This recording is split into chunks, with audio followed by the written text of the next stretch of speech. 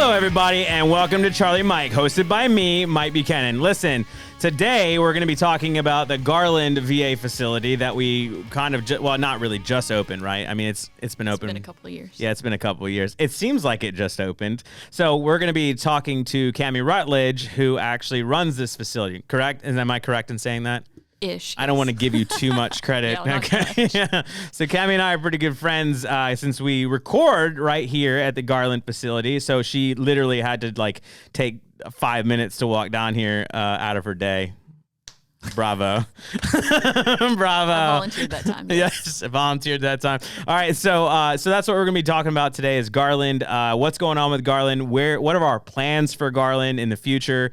And when can we expect this place not to be an absolute ghost town? That is what we're going to be talking about today. So, Cami, why don't you do us a favor and just introduce yourself? Also, this is your camera. Yes. Okay. Good to know. You want me to look at that one? No, I'm just saying, if you want to look at this would be like talking to everyone. Oh, okay. Yeah. So, I always tell people, I always say this, but if I do something dumb, there's your camera. Okay. That's your chance to be like, oh my God. So is this when I tell them I thought you were going to start dancing to your music a second ago? Yes. Okay. Wait, did you really think I was going to start dancing? Really? You started moving in your seat the second it started. I move in my seat because I get you're antsy. Gonna do a jig. No, I get antsy about the startup. And I also fidget with my microphone a lot because I think I get nervous. Oh, okay. Yeah, I'm not nervous at all, so it's good. That is an absolute lie. I have literally had to sit here for I don't even know how many minutes just to calm her down. So she's very nervous. So why don't you just tell us a little bit about yourself? What did you do before this job? And why this job? So I'm Cami Rutledge, the operations administrator here at the Garland VA Medical Center. By trade, I'm a dietitian. So I started right out of college at the James A. Haley VA out in Tampa, ended up coming back to Texas and have done a little bit of everything. Before I became an operations administrator, I was a program manager up at our Bonham facility, Sam Rayburn, and always wanted to try to have as much influence as I could to improve our veterans experience and make things better where I could. I'm a big relationship person, so I like to establish relationships. That's why I give you a hard time. And you feel comfortable giving me grief pretty regularly. So this position I felt like was pretty well suited for that. We have some big challenges ahead for us here at Garland, and our staff have already faced quite a few of those. So that's kind of why I was interested in it. So I was working, covering a maternity leave out at Grand Prairie and was able to apply for this job and come smooth right over here. What a well-crafted answer. No, that's why they pay the big dollars. No, that's really cool. I think it's really cool that you started as a dietitian. I also think that it's cool that, literally you're so humble. I feel like you have a self-esteem problem. Yeah. So Cami does a lot more than she lets on to. Not only was she a dietitian, but she still kind of acts as a dietitian too, correct? I mean, because you do run that one group that's like a national group of dietitians, correct? Sort of, yeah. So we do, I'm a part of the Nutrition Field Advisory Board, which is a national work group. They have several different committees, but one of their subcommittees I chair, and we pair promoted dietitians or advanced practice dietitians with a peer that has some experience to try to normalize that change and also to make sure that they know what national resources are available to them and that they feel that sense of community, even though, some places are a little bit more rural or remote.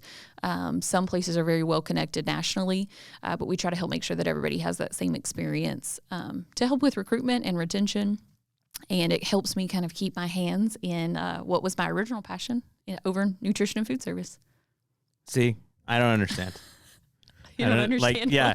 So you run a 500,000 square foot building every day. Right? Yeah. I mean, it's your baby at this point, right? I love it. I mean, yeah, it's your baby at this point. So you run a 500,000 square foot or more, building. And then you're just like, oh, my free time. After all my meetings that I have to be in for this stupid building. But then you're like, in my free time, I'm just going to help mentor. So I don't do people? very much of that mentoring. Yeah. I do. I have a couple. I have one out in Long Beach VA Medical Center, and then I have a couple local that I work in mentoring them individually. But this is more about pairing chiefs that have had a similar experience. So if you've been promoted from within, that's a unique experience.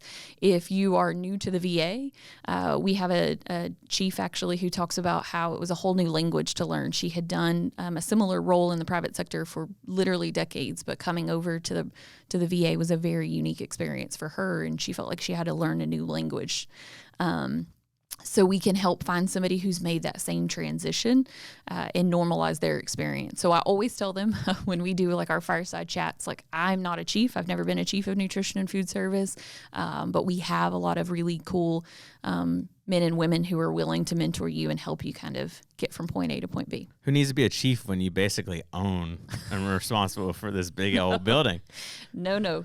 It's a very different job, right? Yeah. Like when you're a chief and a direct supervisor, you have the option to really just decree that something's going to be different. Of course, we all have VHA directives and we have SOPs. We have services that we work with and coordinate to accomplish whatever our role is for that veteran. But as a program manager, as a operations administrator, this is much more about a sphere of influence and building relationships. So I can't just say, hey, Mike, I need you to do this. It's more of like, hey, this would be a cool idea. That is a lie. That's an absolute lie. And I'm going to say it to the camera. That is an absolute lie. That is absolute. I'm calling you out on that. Absolutely, it's a lie. She calls me all the time and asks me about stuff. So that now she's like, Mike, I need you to do X, Y, and Z, please. And I'm just like, please. yes, Cami. I said, please. Yes, Sphere of influence. Yes, Cami. Yes, I will do that right away. I have ideas that I'm like, don't you think that would be great? Yeah, no, No, I needed this yesterday. Get on it. Administrators and your lies. Thank you for helping us establish trust. I appreciate it. Yeah, you're welcome. Yeah. You're welcome. I'm just Thanks. kidding. You're all politicians. Yeah, kidding. Not kidding. Not sorry Fair. either. Okay. Anyway, so let's talk about this. Let's talk about where do we think that Garland is going, and when can we expect, I guess, more service? Because right now, like, what services do we have here? So right now we have packed teams. So we have 7 packed teams right now and 1 well women's team. And so that's basically primary care for those veterans. So we're taking care of, I think in this last fiscal year, which wraps up today, we've taken care of just over 9,000 veterans. Okay. And that's their regular visit. So sometimes they're coming in several times a year. Sometimes it's only once or twice a year. In addition to that, we have a small PM&R footprint. So physical medicine and rehab. We have a couple of chiropractors, PT, OT, and massage therapy. And they've been super flexible in what was like a labor and delivery No pun unit. intended. Yeah, right. Perfect for them. No pun intended. Yes. But so they're working in a what was a labor and delivery or a women's unit. So they are patiently awaiting their renovated space. So that's the whole of what we have from actual patient forward or patient facing care. We do have a couple of other teams that are over here. PAS's community care team is all here. Obviously, we have public affairs here and OGC, and then there's some of our, quite a few of our support systems, engineering, EMS, supply chain management. They even have an acquisition team that's here, which is awesome because as we have, you're like, hey, let's hurry up and do this. We've got some people who can help us find a way to make it happen. So more people to tell, hey, I need you to do this. No, that you said that you don't wouldn't do. It be cool if we did this? Yeah, it's just more people for you to be like, hey, I need you to do this. Thank you. Those teams, though, they've been the biggest blessing. Like there's so much that. Like when Plano's network and internet went out, we thought that it was going to be corrected pretty quickly, but it became very obvious by like the end of the week that we weren't going to be able to continue just primary care or radiology over there. So because we have a really neat kind of local team, we were able to find a way to make it happen and continue their care. Was it perfect? No. Were some days a little bit sloppy? To be honest, yes. But we didn't have to cancel appointments. We were able to meet those needs of the veterans, and it's because I don't tell people to do things. I ask them, and they were happy to do it. Honestly, I truly think that they were excited for that challenge, and we got it done. Yeah, I mean, honestly, you're pretty good at I guess community relations because I know that the relationships that you build in the community seem to all love you, which is great. I mean, we kind of like you in public affairs. I mean, like we kind of do. No, Feels I'm just like kidding. maybe you don't. I'm just kidding. You're great. So no, I just think that it's because I think that we love to work with people who genuinely want to help. Right, who genuinely want to see good things happen for veterans, right? Like who are really like here to really help and serve our veteran population that we see are our veteran patients. I think that sometimes it's not that way, and sometimes we do have some opportunities to opportunities of change or whatever. But I think that when we do run into someone like that, the few of us, we like to kind of stick together, birds of a feather kind of thing, which is good, which is great. So let's talk. Okay, so we talked about let's talk kind of what future plans are. Okay, so we're working on a couple of projects right now. Actually just passed us a little bit. We have a big renovation project that was originally Garland's phase 1 plan. And we're renovating, it's a 3-story building that total is 60,000 square feet. We're renovating the upper 2 floors. So everybody who's here now will have space that's truly designed for that veteran care. That's super exciting. So maybe realistically, probably about 18 months to really seeing that into fruition, to move that veteran care over there. It's important to me because a lot of the stuff that we've done so far was pretty fast, and it was in kind of COVID world. So details slipped some. So it's really important to me that that's an improvement of care when we move over there, so that we're not rushing, that we know that the network is up and it's good and everything is functional before we truly move that care over there. So that's our big project. That's about 18 months out.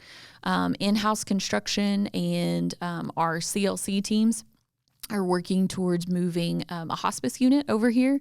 And I love the idea of that. One of my favorite things about this campus is that any room that I've been in, so I could have missed a few after the last couple of years, but you can see trees from like where the patient's bed would be or where the veteran's wheelchair might be. And I love that. So it's important to me that we're able to respect those veterans through the very end of their life. And we have that option to do that, I think, well here. If I was going to see my dying grandfather, I would like to do it here where we have a nice place to sit outside and there's trees. And so we have some really cool opportunities to do that well, I think, with our veterans. So that's a big project that we're working on right now. It's a pretty small unit, but that will be kind of our first taste in 24/7 care here in a permanent situation. So we did have the COVID units here, which were obviously 24/7, but that was always temporary. Our other big project that we're working on is converting an old ICU into a dermatology clinic. So we'll be moving a lot of the dermatology care from our Dallas campus over here. So that'll be, it's really cool space. It's one of my favorite places in the facility to go to, because when you go off those elevators, you can look to one side and see how the building looked when we got it. And then you can look to the left and see how in-house construction has really kind of redefined the space. And so when you look there, to me, I can see the potential that this facility has, and that we're bringing care closer to veterans' homes. We're relieving a lot of the tension in space in Dallas, because we have a lot of veterans that we take care of.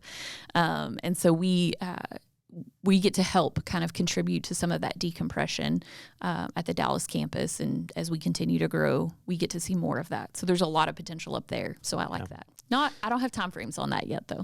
Yeah, well, I mean, I particularly like this facility. I really like this facility. I, however, do not like the traffic to this facility.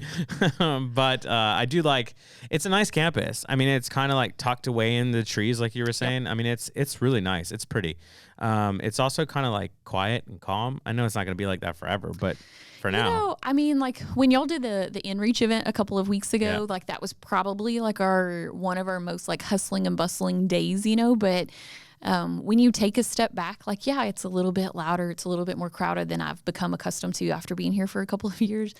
But it's exciting too, to see that, the community wants us to be here. We want to be here. I think, like, for me, this was really good for my family. It was really good for my career to get to try a new hand. And I think a lot of our staff feel that same way. It's, and our patients do. It's care closer to home for many of our, Northern Dallas County, Collin County veterans. So I don't know. I mean, I hope it kind of always has that quaint feel.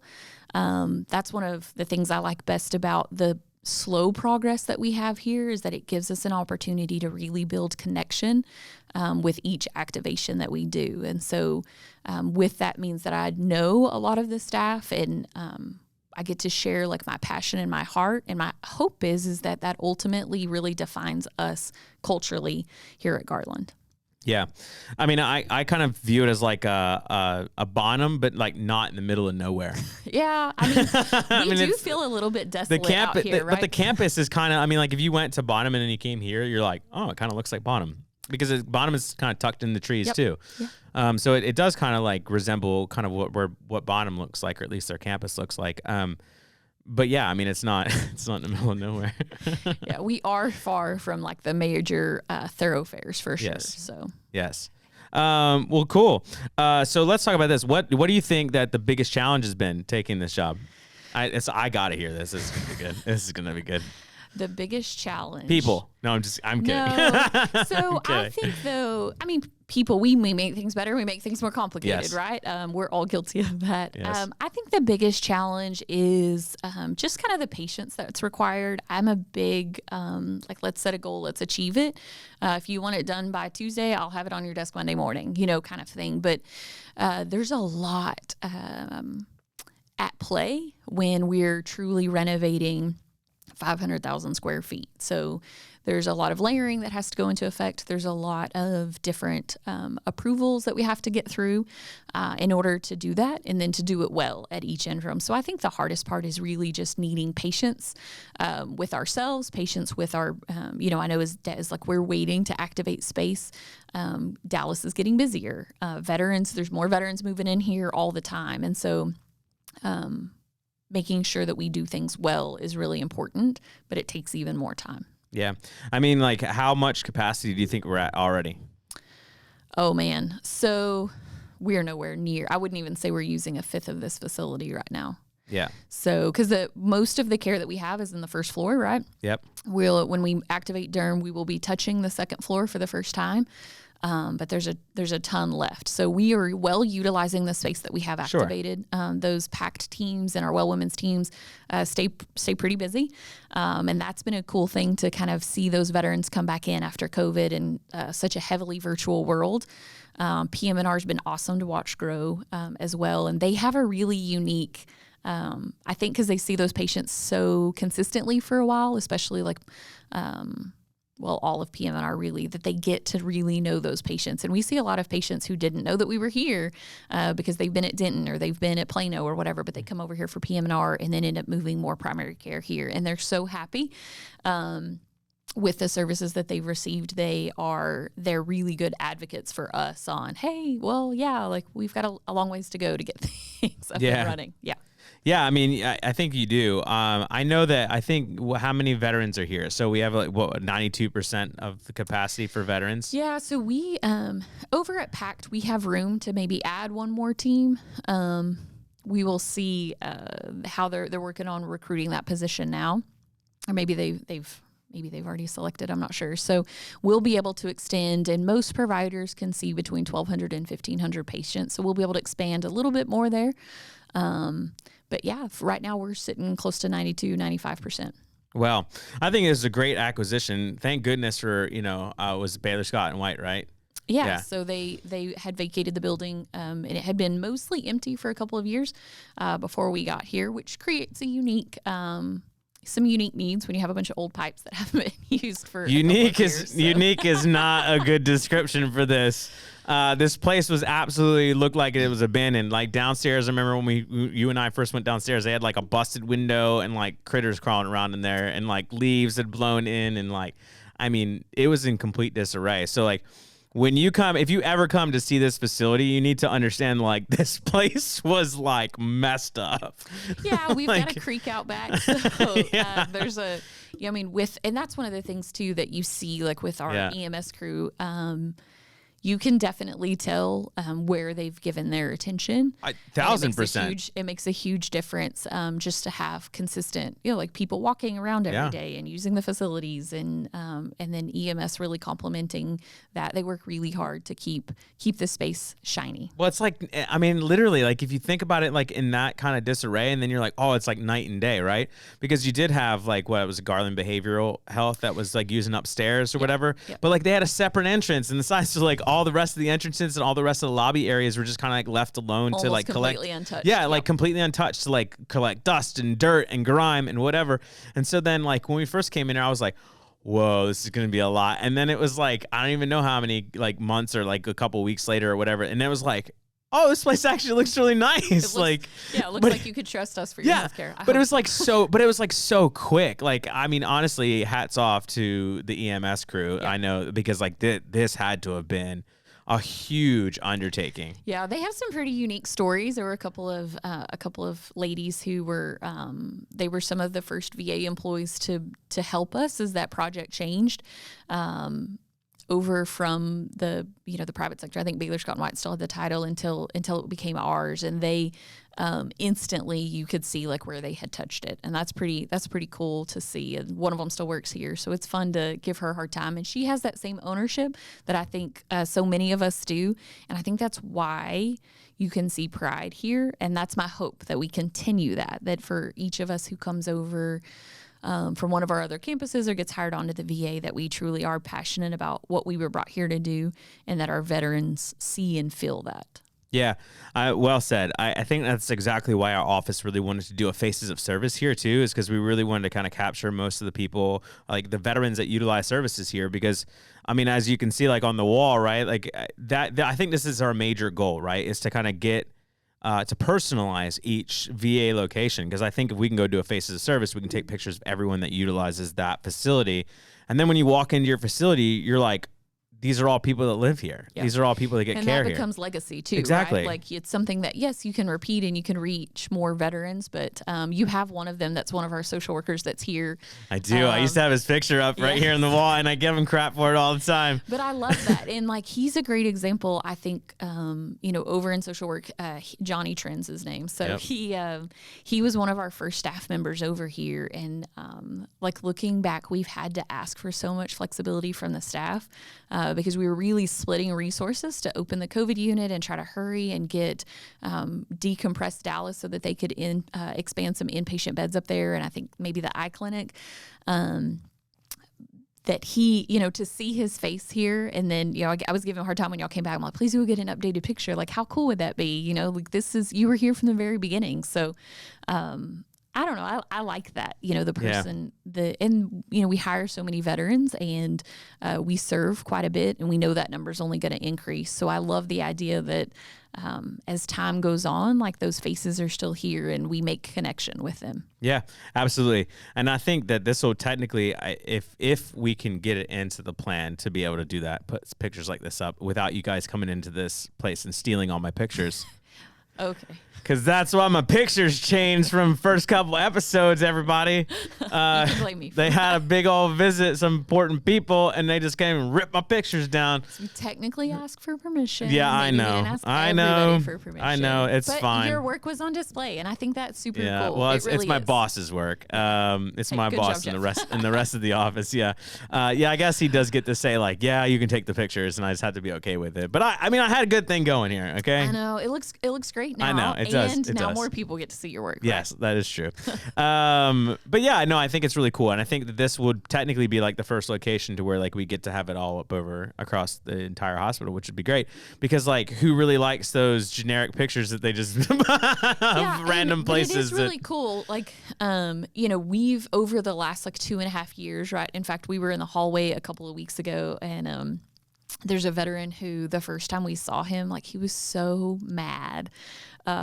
And like, I don't know that he came for Faces of VA, or Faces of Service, but his relationship with all of the VA has changed. Like he provides us more grace through those situations. And I think he was actually, like here for, I don't like a PM&R appointment, but I've run into him so many times that, he's one of those guys that like, he'll always be, kind of historic to me in some of the first veterans that we changed their opinion. Yeah. Well said. Okay, so let's talk about this. What do you think is going to be, like, what are you most looking forward to, I guess, happening with this facility? Or like, what do you feel like is going to be the best change? The best change? The one that excites you the most?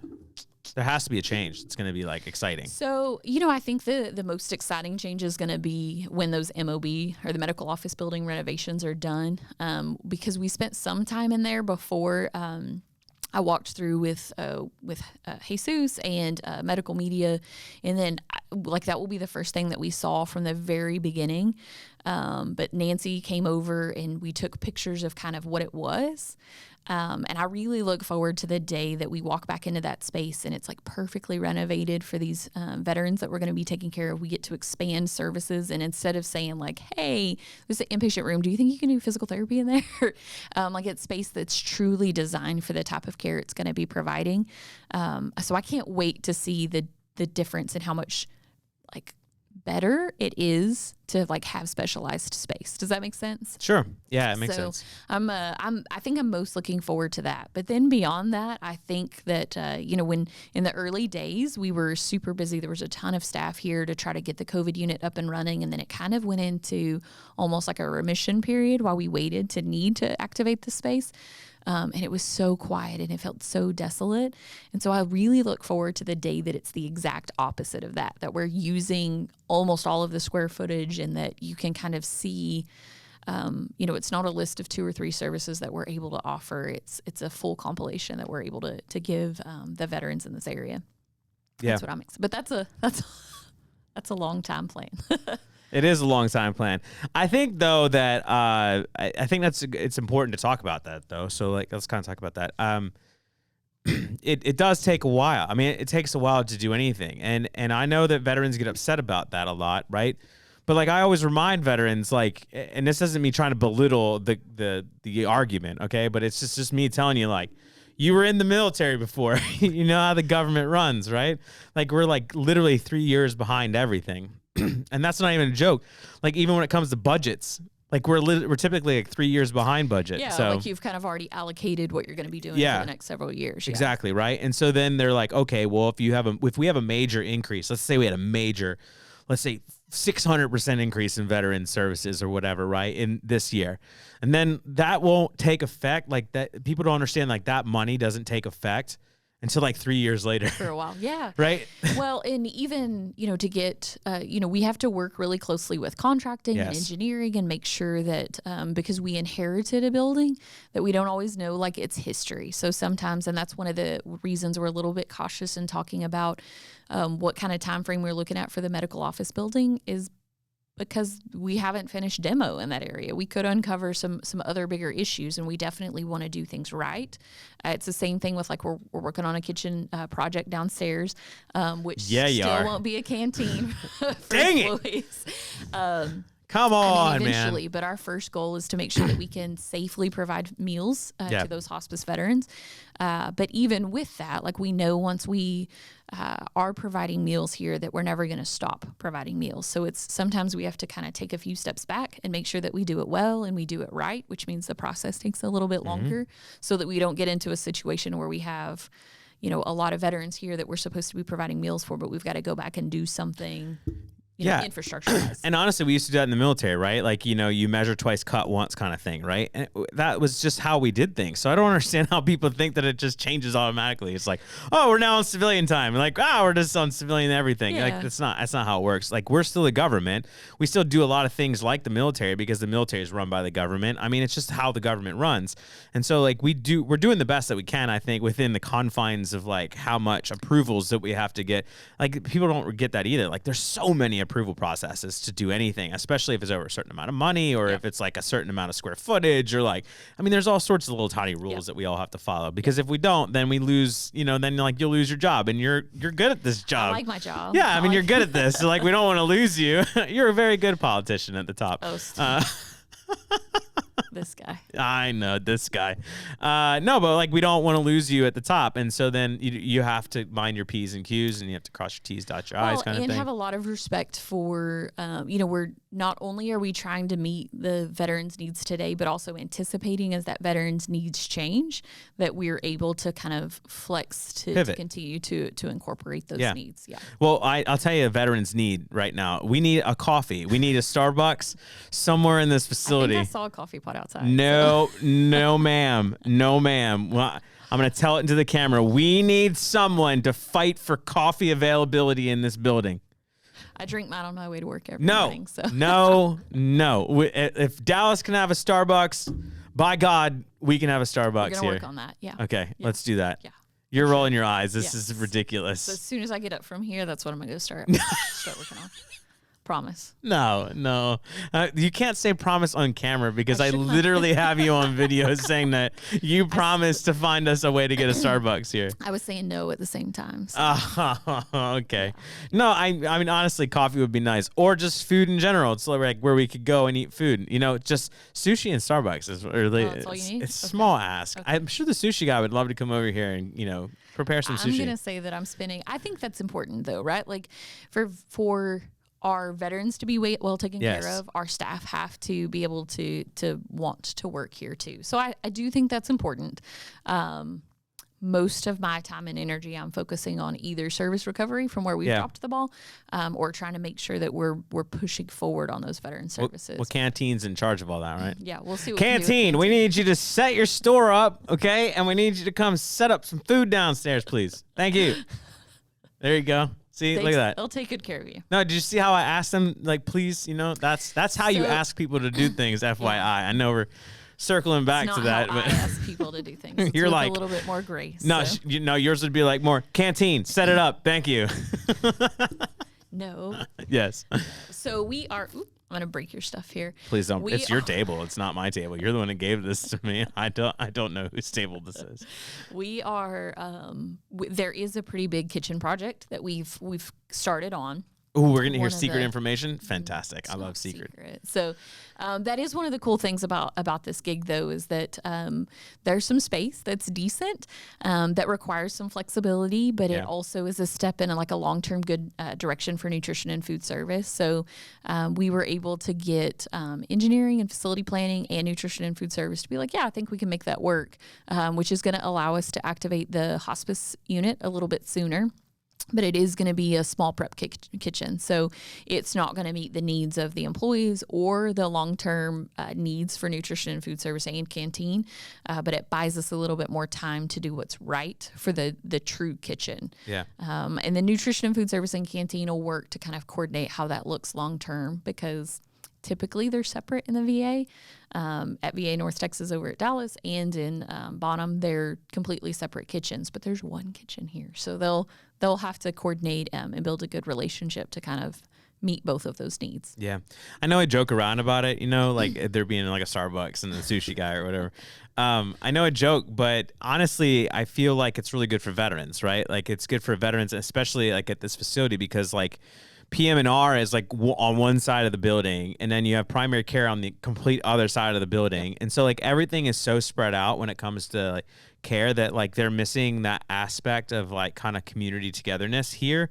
Is that, I mean, that's just how I feel. Like they're missing a sense. Yeah, exactly. They're missing a centralized portion of community here, right? When it comes to being a veteran and stuff. Because like in Dallas, there's so much stuff going on in Dallas, right? Yeah. But there's constantly veterans like getting food or getting coffee or whatever, and they meet each other and then they talk to each other, and then they kind of build this bond. It becomes a place to like resource share and kind of understand, and that's that's something that I look forward to us being able to build here, because it is a nice place. Like it is. You're right. Like we're not right off of 75 or 190 or anything. Yeah, but off of 635. Ugh. Yeah, but it is a cool place to find. If you're here, and typically, because we take care of the whole veteran, they end up spending a decent portion of their day when they come over to the VA. And that's something that as we grow and progress, like we'll see more of that. Like, oh, I have this appointment and then that appointment. But we don't have a lot of that double dipping right now, just because we're not offering a ton of services quite yet. Yeah.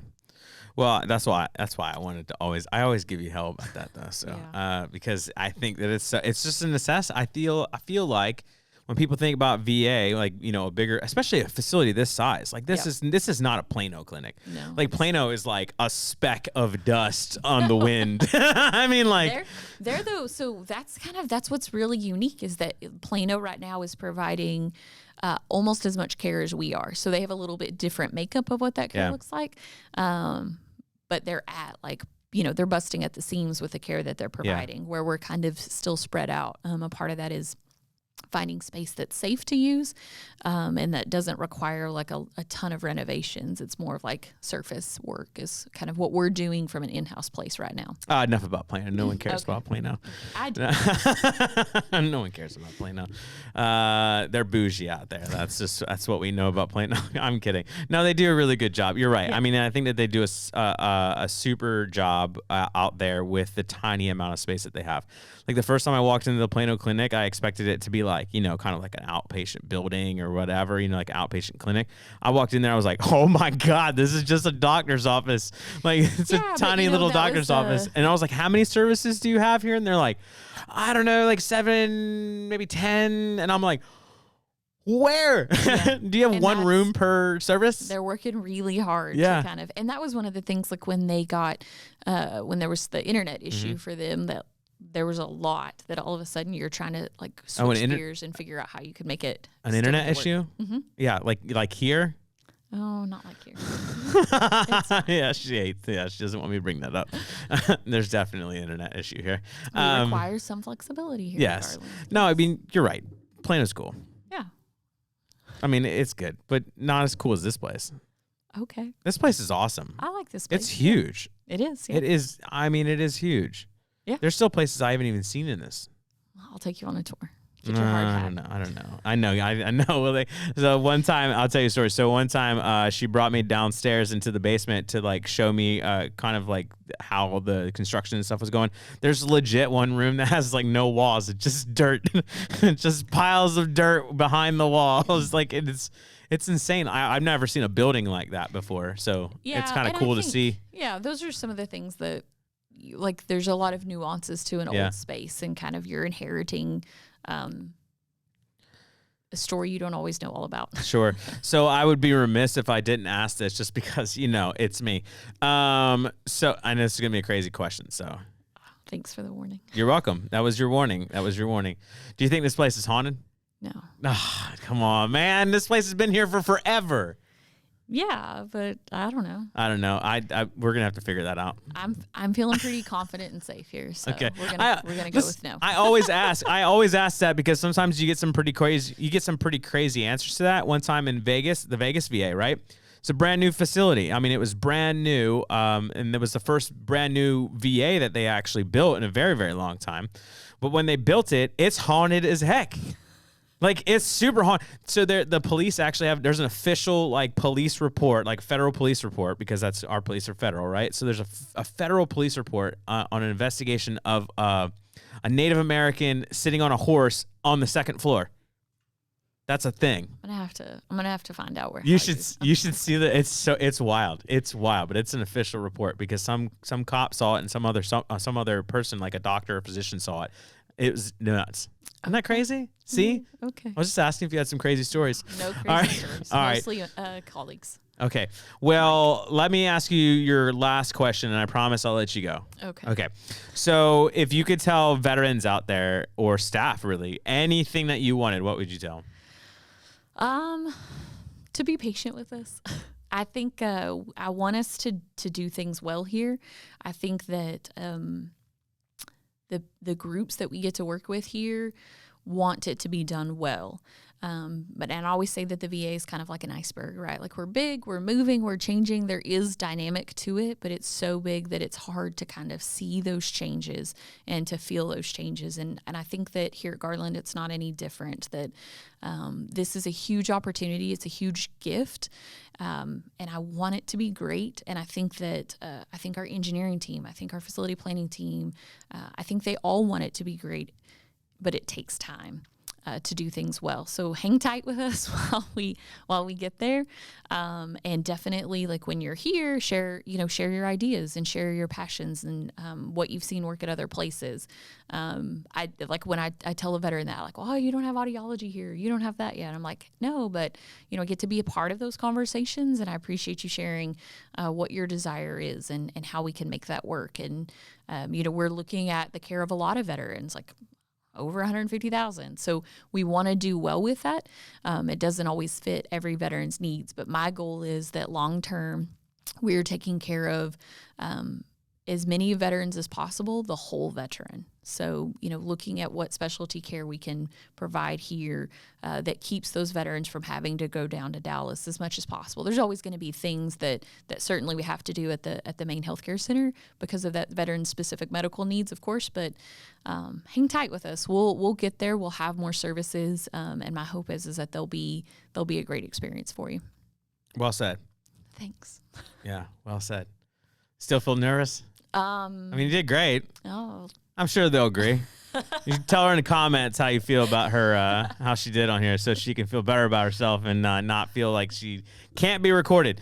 You did good. You did good. You didn't say anything bad. I'm surprised you didn't cuss, but I'm just kidding. You did.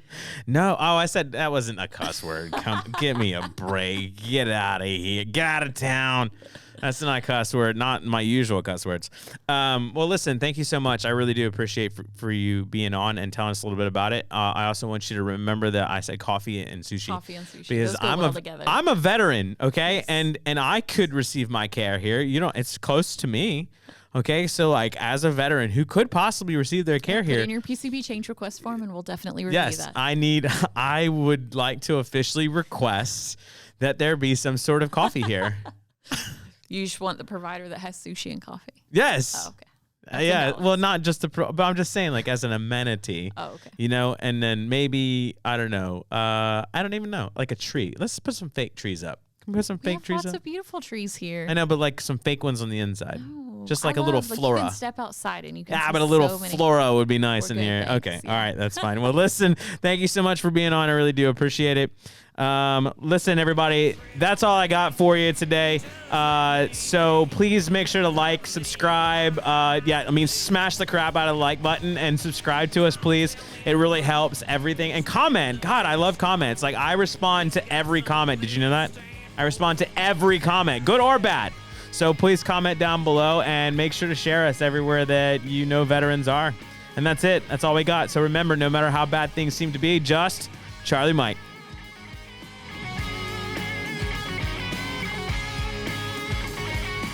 Got some